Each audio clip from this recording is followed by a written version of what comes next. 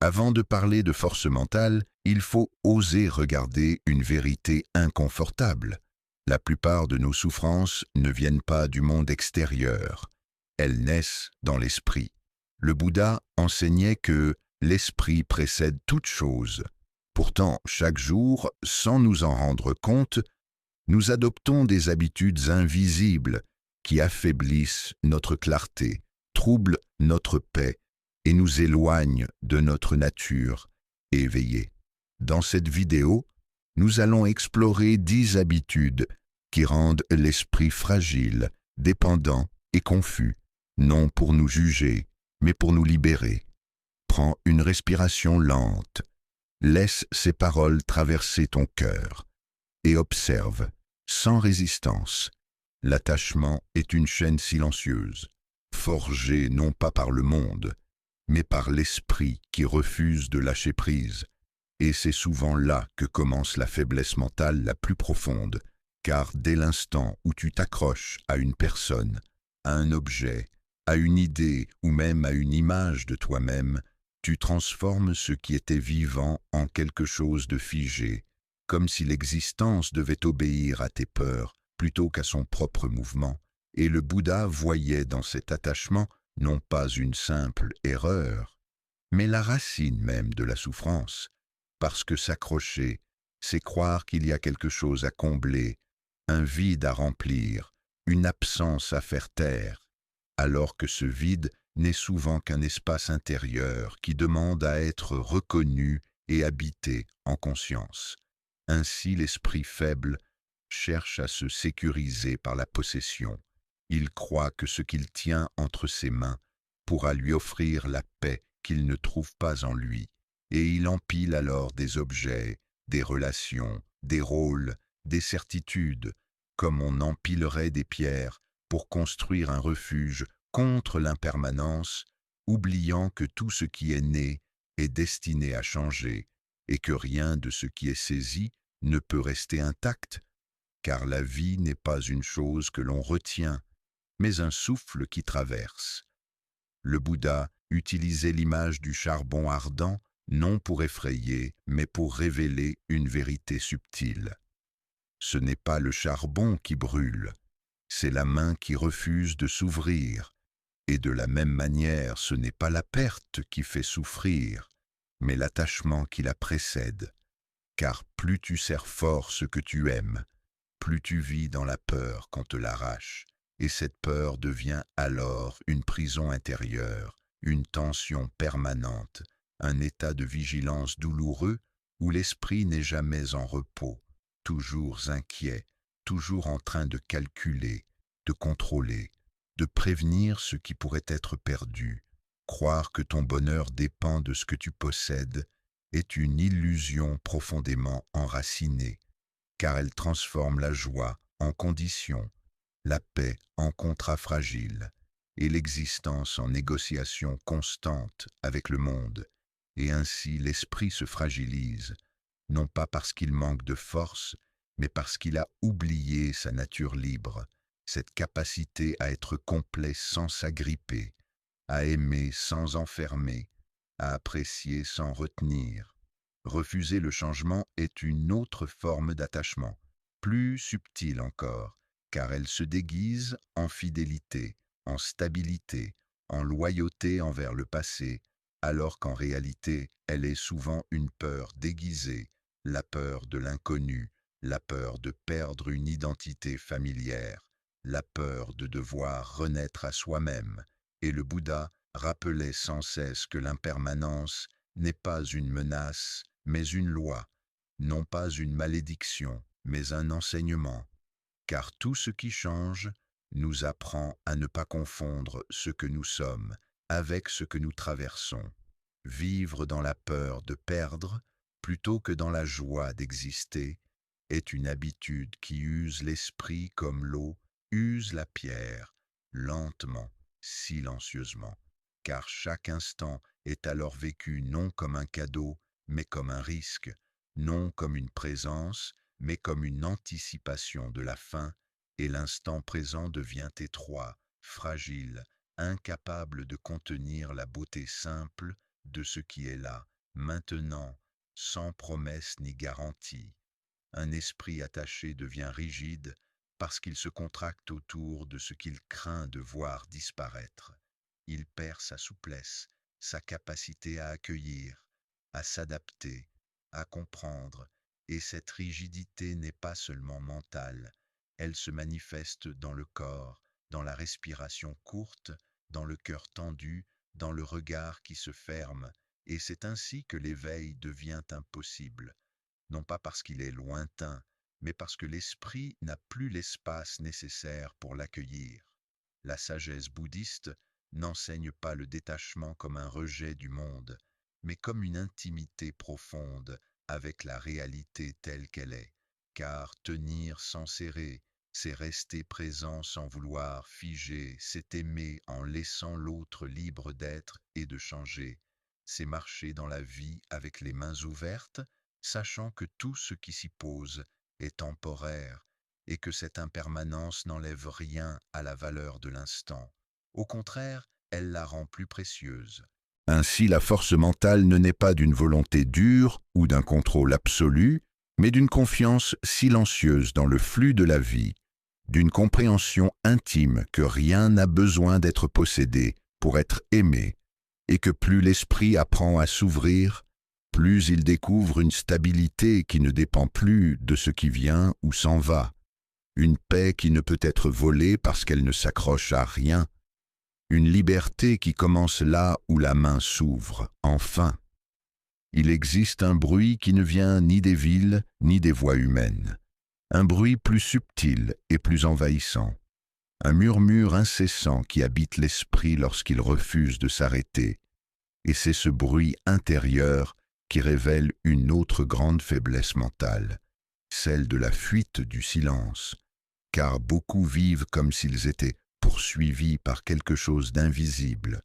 remplissant chaque instant d'activité, d'écran, de pensée, de parole, non par joie, mais pour ne pas avoir à se rencontrer eux-mêmes, comme si le face-à-face avec leur propre esprit était une menace à éviter, et ainsi ils se déplacent sans cesse, mentalement, émotionnellement, spirituellement, toujours ailleurs que là où le corps se tient, toujours projeté dans le prochain moment, la prochaine distraction, la prochaine promesse de sens. Remplir chaque instant de bruit devient alors une habitude si profonde qu'elle semble naturelle, mais elle est en réalité une stratégie de survie intérieure, un moyen de couvrir le silence parce que dans ce silence pourrait émerger une question que l'on n'ose pas entendre, une tristesse non reconnue, une fatigue ancienne, ou simplement le constat vertigineux que l'on s'est éloigné de soi-même. Et le Bouddha voyait dans cette agitation permanente une forme de souffrance, non pas parce que le mouvement est mauvais, mais parce qu'un esprit qui ne sait plus s'arrêter, ne sait plus voir, ni écouter, ni comprendre, chercher des réponses à l'extérieur, sans écouter son esprit est une autre expression de cette fuite, car l'on espère que quelqu'un, quelque part, une parole, un enseignement, une reconnaissance, viendra combler ce que l'on n'a jamais pris le temps d'accueillir en soi,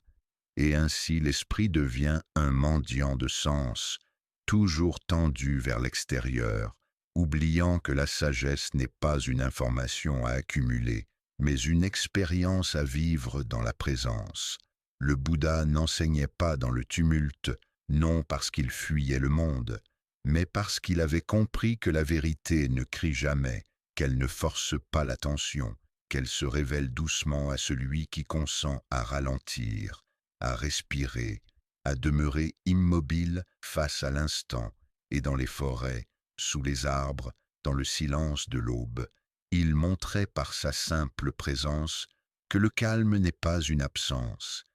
mais une plénitude subtile, où chaque chose trouve sa juste place. Un esprit faible redoute le vide, parce qu'il confond le silence avec le néant, parce qu'il croit que s'arrêter, c'est disparaître, alors qu'en réalité c'est souvent dans le silence que l'on se retrouve, non pas comme une identité figée, mais comme une conscience ouverte, vaste, capable d'accueillir sans se perdre. Et ce vide tant redouté n'est pas un gouffre, mais un espace fertile où les pensées peuvent se déposer, où les émotions peuvent se calmer, où la clarté peut émerger sans effort. Un esprit fort s'y repose non par paresse, mais par confiance, sachant qu'il n'a pas besoin de remplir chaque instant pour exister, ni de prouver sa valeur par l'agitation, et dans ce repos intérieur, quelque chose se détend profondément. La respiration s'allonge, le cœur se dénoue, et l'instant présent cesse d'être un simple passage pour devenir un lieu habitable. Lorsque tu refuses le silence, tu refuses la sagesse qui y demeure, car la sagesse n'est pas une voix extérieure qui ordonne, mais une résonance intime qui se manifeste lorsque le bruit se dissipe, lorsque l'esprit cesse de courir après lui-même et accepte enfin de rester simplement là où il est, sans masque, sans distraction, sans fuite, découvrant que dans ce silence apparemment vide se trouve une présence vivante, attentive, capable de regarder la vie sans la fuir, et peut-être pour la première fois, de l'habiter pleinement. Imagine cet homme avançant sous un soleil implacable, le sable brûlant sous ses pas, l'horizon tremblant sous la chaleur, et sur son dos ce sac lourd, usé, rempli d'objets inutiles mais chargés de sens, des pierres gravées de souvenirs, des blessures anciennes soigneusement emballées, des opinions durcies par le temps, et chaque pas devient plus difficile, chaque respiration plus courte.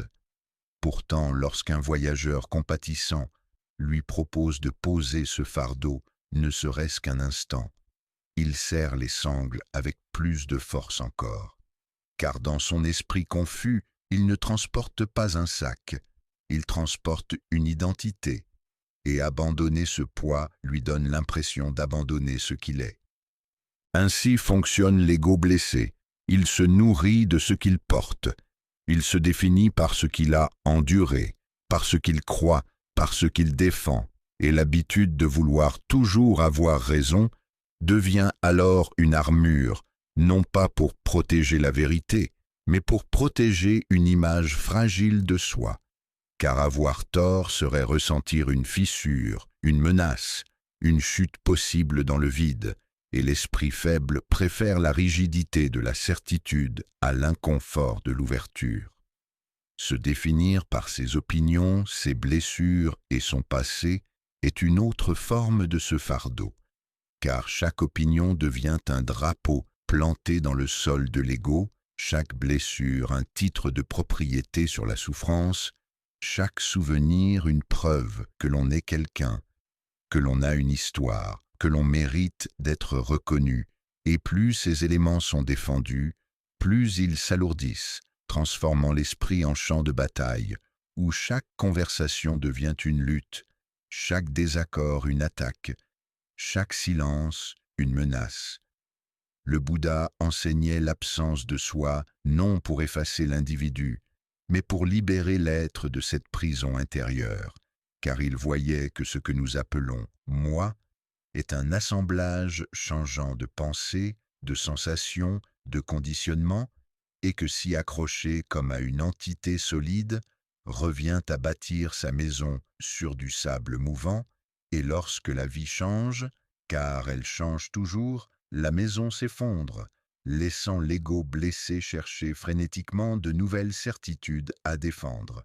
Un esprit faible défend son identité comme une forteresse. Il érige des murs de justification, des tours de comparaison, des fossés de ressentiment, et depuis ces remparts, il observe le monde avec méfiance, prêt à se battre pour exister, oubliant que la véritable sécurité ne vient pas de la défense, mais de la compréhension profonde que rien n'a besoin d'être protégé avec violence pour être réel. Un esprit fort sait lâcher ce qui n'est pas essentiel, non par indifférence, mais par lucidité, car il reconnaît que la vérité n'a pas besoin d'être défendue avec colère, que la valeur d'un être ne dépend pas d'avoir raison, et que le silence peut parfois être plus juste qu'un long discours, et dans ce lâcher-prise, le sac tombe enfin au sol, le dos se redresse, la marche redevient légère. Non parce que le désert a disparu, mais parce que le voyageur n'est plus écrasé par l'illusion d'être son fardeau. Plus l'ego parle fort, plus la sagesse se tait, car la sagesse n'élève pas la voix, elle observe, elle écoute, elle se déploie dans l'espace laissé libre par l'humilité.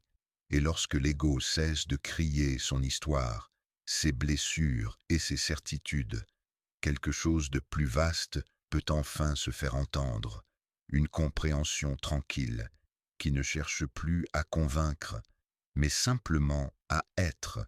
laissant l'homme avancer non plus comme un combattant, mais comme un voyageur conscient, libre de déposer ce qui n'a jamais été lui. La dernière grande faiblesse mentale naît souvent là où l'on croit être fort, dans cette zone intime où l'on a appris à se durcir pour survivre, à se juger pour avancer, à se fermer pour ne plus souffrir. Et c'est ainsi que la compassion s'efface lentement, d'abord envers les autres, puis plus profondément encore envers soi-même, car beaucoup portent en eux une voix intérieure sévère, implacable, qui observe chaque erreur comme une faute, chaque hésitation comme un échec, chaque fragilité comme une honte, et cette habitude de se juger durement devient un poids invisible, une pression constante qui épuise l'esprit, car au lieu d'être un refuge, il devient un tribunal où l'on est à la fois l'accusé et le juge, oubliant que le Bouddha n'enseignait jamais la condamnation, mais la compréhension. Rejeter la souffrance au lieu de l'écouter est une autre expression de ce manque de compassion, car dès que la douleur apparaît, émotionnelle, mentale ou même physique, l'esprit faible cherche à la faire taire, à la nier, à l'anesthésier, comme si ressentir était un signe de faiblesse, alors que la souffrance n'est jamais là par hasard. Elle est un message, un signal, une invitation à regarder plus profondément, et lorsque tu refuses de l'écouter, elle ne disparaît pas, elle s'enracine, elle se transforme, elle trouve d'autres chemins pour se manifester, souvent plus douloureux encore. Croire que la force consiste à ne rien ressentir est peut-être l'illusion la plus dangereuse, car elle coupe l'être de sa propre humanité, elle transforme le cœur en pierre et l'esprit en désert. Et sous cette carapace de dureté se cache souvent une fatigue immense, un besoin silencieux d'être accueilli tel que l'on est, sans masque, sans performance, sans exigence irréaliste. Le Bouddha enseignait que la souffrance est un maître, non parce qu'elle est agréable, mais parce qu'elle révèle, parce qu'elle montre où l'attachement persiste, où la peur se cache, où l'amour manque encore. Et dans cette vision, la douleur n'est pas une punition, mais un passage, un seuil de conscience qui, lorsqu'il est traversé avec douceur, ouvre à une compréhension plus vaste de soi et des autres. Un esprit fort n'écrase pas la douleur, car il sait que la violence intérieure ne mène jamais à la paix. Il ne se reproche pas d'être humain, il ne s'humilie pas pour grandir, il ne se ferme pas pour tenir debout, au contraire, il s'incline devant ce qui fait mal, il reconnaît la blessure sans s'y identifier, il offre à sa propre souffrance la même attention qu'il offrirait à un enfant qui pleure, sans jugement, sans impatience, avec une présence calme qui dit silencieusement « Je suis là ». Embrasser la douleur avec bienveillance ne signifie pas s'y complaire, mais lui permettre de se transformer, car ce qui est accueilli avec compassion perd peu à peu son pouvoir de domination, et ce qui était une source de faiblesse devient alors une source de profondeur. d'empathie, de maturité intérieure. La compassion, dans l'enseignement bouddhiste, n'est jamais sentimentale ni naïve. Elle est une force lucide, stable, capable de voir la souffrance sans être engloutie par elle. Et lorsqu'elle s'étend à soi-même, quelque chose de fondamental se répare, car l'esprit cesse d'être un champ de lutte et devient un espace de guérison, un lieu où l'erreur n'est plus une condamnation, mais une étape,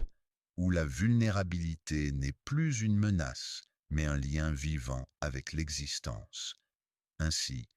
loin d'être une faiblesse, la compassion est la forme la plus élevée de puissance intérieure, car elle permet de rester ouvert dans un monde qui blesse, sensible dans un monde qui durcit, et présent dans un monde qui fuit, et celui qui cultive cette douceur consciente découvre une force silencieuse qui ne dépend ni de la domination ni du contrôle, mais d'une profonde réconciliation avec l'expérience humaine, telle qu'elle est, imparfaite, changeante, mais infiniment digne d'être aimée. Si ces habitudes t'ont semblé familières, ne te condamne pas. Le Bouddha ne cherchait pas des êtres parfaits, mais des esprits conscients. La force mentale ne naît pas du contrôle, mais de la compréhension. Chaque fois que tu observes ton esprit sans jugement, tu fais déjà un pas vers l'éveil. Ralentis, respire, observe et rappelle-toi, tu n'es pas tes pensées, tu es la conscience qui les regarde. Si cette vidéo a résonné en toi, prends un instant pour méditer sur ces paroles et continue ce chemin au-delà du mental.